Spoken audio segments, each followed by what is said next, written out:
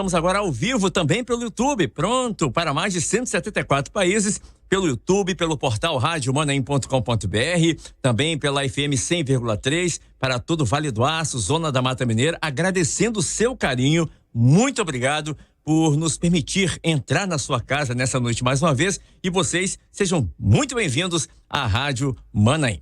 Muito bem, estamos recebendo aqui nessa noite, mais uma vez, o pastor que estará trazendo a mensagem do culto de logo mais às 8 horas da noite, e nós vamos fazer ainda um pouco de mistério, tá bom? Muito conhecido o pastor, e nós vamos começar saber um pouquinho mais dele, né? De onde ele veio, onde ele nasceu, quantos anos de ministério, experiências, e nós estaremos trazendo para você essas informações. Muito bem, conosco nessa noite, nos ajudando, nos auxiliando, nos dando aquela assessoria luxuosa, o nosso querido companheiro de trabalho, colega, irmão em Cristo, o nosso amigo Elias Faé. Querido, a paz do Senhor, Elias, seja muito bem-vindo à Rádio Manaim, você que já tá trabalhando aqui diariamente com o Vencendo Vem Jesus e agora nos auxiliando aqui também nesse pré-culto aqui na Rádio Manaim. Boa tarde, meu querido, a paz do Senhor. A paz do Senhor, meu querido irmão Kleber Correia, a paz do Senhor, nosso querido pastor que está aqui, né? Quando deu aquela panorâmica aqui, os irmãos que estão em casa já devem ter percebido quem é, né? Mas vamos nessa expectativa ainda. A paz do Senhor, nosso querido pastor. A paz do Senhor a você que está em casa, você que está nos ouvindo pela Rádio Manaim, pela TV Web Manaim, a você que está nos acompanhando pelo YouTube. Cumprimentamos a todos com a paz do Senhor Jesus. Amém, querido. E agora sim, vamos apresentar o pastor que está conosco aqui nessa noite. Eu tenho a alegria, a satisfação, né, a honra de anunciar conosco nessa noite o pastor Gilson Souza, que todos conhecem, pastor Gilson Souza, ele que está na obra como pastor, né? Está pastor há 41 anos só de ministério da palavra, né? O pastor Gilson, ele nasceu em um lar, ele vem de um berço evangélico. Ele é de Aimorés, mineiro de Aimorés, ali, coladinho com Colatina aqui. Aimorés é Minas, né? Mas você errou uma rua em Aimorés, você tá em Colatina, tá embaixo do Guandu, tá dentro do Espírito Santo. Voltou, deu um passo atrás, tá dentro de Aimorés. Então, na divisa ali, Aimorés com Baixo Guandu, Colatina, região noroeste do Espírito Santo, leste de Minas. E o pastor Gilson Souza é o nosso convidado nessa noite, está aqui conosco. Vamos apresentá-lo, pastor. A paz do Senhor. Dispensa apresentações, mas é muito bem-vindo aqui o senhor nessa noite. Muito obrigado. Amém, muito obrigado, Kleber. A paz do Senhor a você, a paz do Senhor também, o Elias, Faé. É uma alegria muito grande poder estar aqui para cumprimentar os nossos irmãos que estão participando conosco deste momento aqui que antecede ao culto de hoje à noite, né? Um culto de quinta-feira à noite. E nós ficamos muito felizes em participar aqui hoje com todos e agradecendo a sua presença conosco, participando dessa programação. Tá certo, então, pastor Jesus, deixa eu perguntar uma coisa para o senhor aqui, para a gente começar esse nosso bate-papo aqui. O senhor veio de uma família evangélica. Eu tenho informação, o senhor poderia confirmar para mim, que já com 14 anos, o senhor já anunciava o evangelho eterno, o senhor já pregava o evangelho ali na região de Aimorés, ali em Minas Gerais. Essa informação é verídica, pastor? Bom, na verdade... Deixa eu só pedir, o senhor pode aproximar o microfone, por favor, só um pouquinho mais perto dos lábios do senhor, por favor. Então, Kleber, na verdade, eu nasci em Aimorés, na verdade, num lar evangélico. Meus pais eram já crentes, né, quando eu nasci, pertenciam a uma igreja evangélica tradicional. E o meu desenvolvimento maior na minha infância e adolescência se deu exatamente na outra região de Minas, que é a região de Ipatinga, onde passei ali no Vale do Aço, né? E ali tive oportunidade de ter contato com muitos pastores tradicionais, inclusive missionários americanos, que tinham até planos de me levar para os Estados Unidos, para eu fazer carreira na igreja nos Estados Unidos naquela época. E ali foi onde eu tive a oportunidade de tomar a minha decisão, aos 14 anos de idade, de permanecer firme nos ensinos que recebi dos meus pais. E ali tive uma experiência de batismo, né? Fui batizado ali e, portanto, começou ali a minha carreira e a oportunidade, inclusive, de liderar grupos, né? Grupos de jovens aos meus 15, 16 anos de idade, e pregar em igrejas. Eu tenho até uma lembrança da minha primeira mensagem, sabe, que eu preguei, que foi numa igreja ali na região do Vale do Aço, numa cidade, um bairro, né, chamado Caladinho. Tem esse bairro até hoje ali na região de Ipatinga, e numa igreja ali eu tive a oportunidade de pregar. Com quantos anos, primeira pastor? Vez. Isso eu tinha 15 anos de idade e ainda, vamos dizer assim, iniciante, né? E eu me lembro até do texto bíblico que eu preguei, nunca esqueci, que foi em Gênesis capítulo 6, né? Falando sobre a corrupção do gênero humano e ligando com Mateus 24, né? Assim será como foi nos dias de Noé, assim será no dia da vinda do Filho do Homem. Então, eu me lembro até que foi essa mensagem aos 15 anos de idade, ali na cidade de Caladinho, né? Que tem até hoje esse local ali em Ipatinga, naquela região de Ipatinga. Então, ali iniciou a minha primeiro contato com grupos, com a igreja, pregando, e naturalmente a gente não usava púlpito, né? Porque ainda não tínhamos ministério, mas muito interessante essa experiência. Foi assim que tudo começou. Amém. Pastor, o senhor nasceu num lar evangélico, né? O senhor, com 14 anos já, saía pelas ruas, né? Pregando o evangelho. E eu queria fazer uma pergunta ao senhor. Isso já foi preparando o senhor, né? Já que o senhor falou que alguns missionários, né? Queriam levar o senhor até para fora do país já para pregar o evangelho. E o senhor é um dos primeiros, né? Que ajudou a iniciar o sistema de comunicação, o satélite.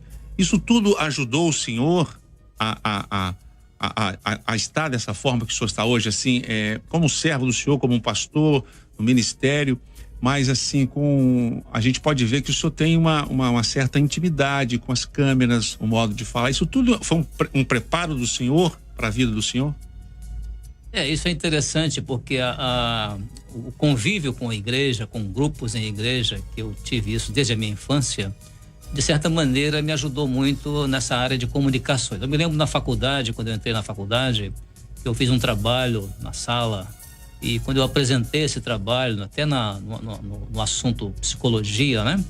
Eu apresentei o trabalho e, terminada a apresentação, os alunos todos ficaram de pé e me aplaudiram de pé. E eu fiquei até surpreso com aquilo, e eles aplaudiram porque eles diziam assim: interessante, você fala como pastor. Eu nem pastor não era ainda, estava ainda nos meus 24, 25 anos de idade, né?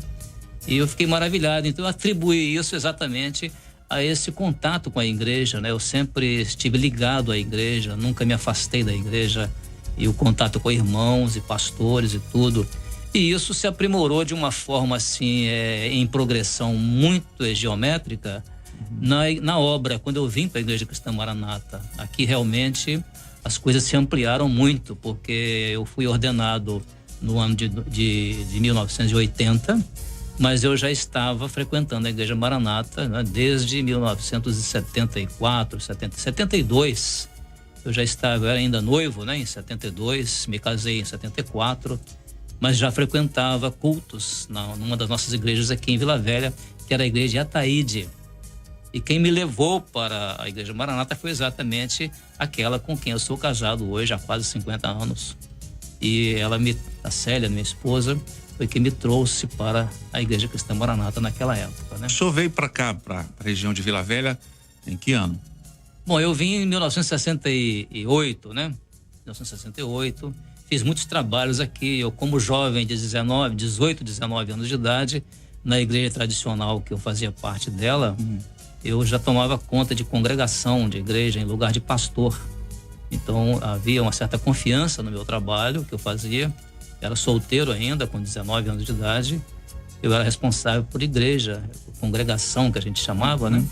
Então, isso tudo foi aprimorando o meu relacionamento com aquilo que mais tarde me trouxe benefício na transmissão via satélite. Então, desde 2009, quando nós iniciamos, né, 2008, 2009, iniciamos o trabalho da transmissão via satélite.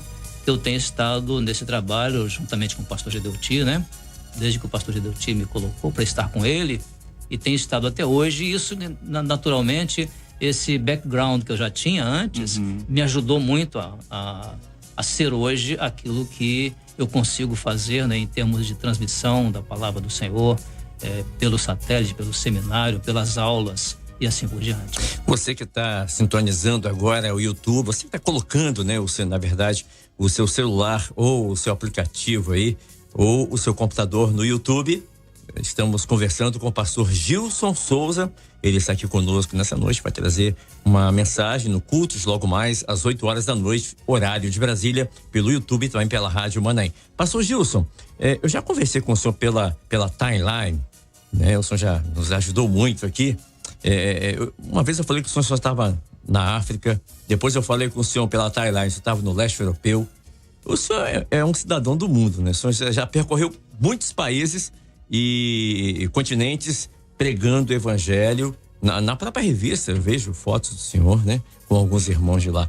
Hoje em dia, pastor, tá mais fácil ou mais difícil pregar o evangelho, fazer com que o evangelho chegue até as pessoas? E emendando uma segunda pergunta, está mais fácil ou mais difícil a conversão das pessoas também nesse tempo que estamos vivendo? Esse aspecto é interessante, sabe, Kleber, porque eu diria que em termos dos recursos que nós podemos usar hoje para a divulgação do evangelho, eu diria que está mais fácil, não resta dúvida. Porque a maneira como temos compartilhado o evangelho em vários países, eu tenho, por exemplo, a experiência da África, que eu já trabalho com as igrejas nossas na África e igrejas ligadas a nós na África desde o ano de 2005. E naturalmente eu vejo que até lugares assim bem remotos, que as pessoas não têm recurso nenhum, através dos meios de comunicação nós conseguimos chegar a esses lugares usando irmãos nossos, como por exemplo agora, presentemente nós estamos agora com um trabalho de evangelização feito lá na África Central, ali no Congo, onde através dos recursos que nós temos de comunicação, eu consigo transmitir uma aula ali, naturalmente usando uma língua estrangeira, e ali as pessoas ali conseguem traduzir para grupos de pessoas de dialetos os mais variados, a partir daquele idioma que eu estou usando, e essa mensagem chega a pessoas que são habitantes assim de regiões remotas naquelas áreas ali. Isso é uma forma. Quando nós estávamos fazendo as nossas viagens para o exterior, naturalmente elas estão paralisadas em função da pandemia, nós tínhamos a oportunidade também de chegar a determinadas regiões, como por exemplo eu tive a oportunidade de, com outros companheiros, levar mensagens da obra para lugares como a região da Sibéria, na Rússia. Tivemos oportunidade lá na região de Vladivostok e já regiões próximas da Sibéria, onde pessoas ali foram convidadas para estar conosco ali no seminário, ouvir o evangelho, ouvir a palavra do Senhor. Pessoas que chegaram ali, você vê um lugar como Vladivostok, que é 1 hora de fuso horário depois do Japão, e pessoas ainda de mais 3 fusos horários adiante, vindo até ali para ouvir a mensagem do evangelho. Então realmente a facilidade está muito grande. Agora, a outra pergunta, que é a mais assim complexa para nós respondermos, é que infelizmente o que está ocorrendo em termos de dificuldade, olhando por outro lado, é que às vezes o evangelho que está sendo pregado não está sendo um evangelho vivido. E isso naturalmente dificulta as pessoas que recebem o evangelho de aceitá-lo, de crer nele. Então isso é muito importante.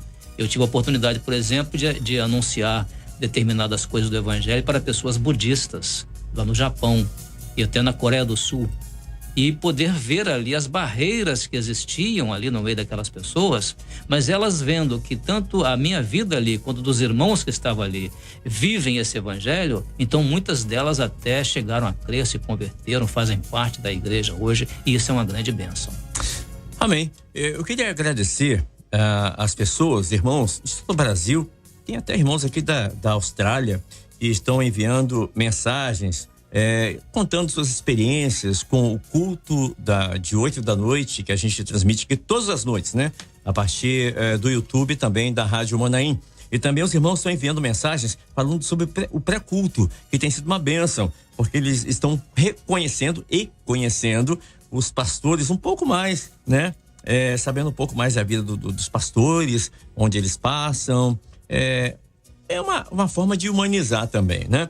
E eu queria agradecer imensamente os irmãos que estão enviando mensagem e queria incentivar você a enviar sua mensagem aqui para nós. O QR Code já está na terra, já está na tela aí do seu computador, do seu celular, enfim, do seu tablet, onde você está assistindo. E o pastor Gilson está aqui, ele fala inglês fluentemente, então, né, não vou falar QR Code, não, vou falar QR Codes.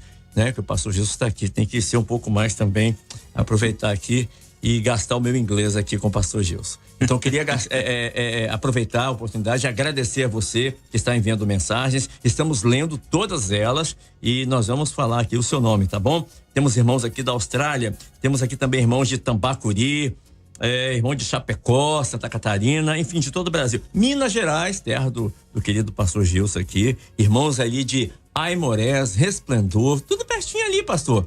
E ali a temperatura o senhor que já rodou o mundo, parece a Suíça, não parece? A temperatura ali em Aimorés? No inverno ainda pode fazer um pouquinho de frio, né? Uns 24 graus. 24 graus, 25 graus, mas no verão realmente é terra quente, né? Mas é muito bom, o calor humano também dos nossos irmãos ali, né? Especialmente da minha terrinha. São irmãos amados ali, eu conheço bem ali Conselheiro Pena, região ali de Valadares, Mantena, toda aquela região ali, né, que engloba ali Minas, leste de Minas, né? Leste de Minas. Alguma pergunta a mais pro pastor Gilson? Vamos aproveitar, hein? Vou aproveitar o pastor Gilson aqui. Pastor, o senhor disse que logo cedo, quando o senhor tinha 15, 16, 17 anos, alguns pastores missionários queriam levar o senhor para os Estados Unidos. Nós podemos ver aí que Deus, ele usa o servo dele quando ele quer, da maneira que ele quer, né? E principalmente quando ele quer. Se o senhor tivesse ido nessa época, o senhor estaria pregando o evangelho.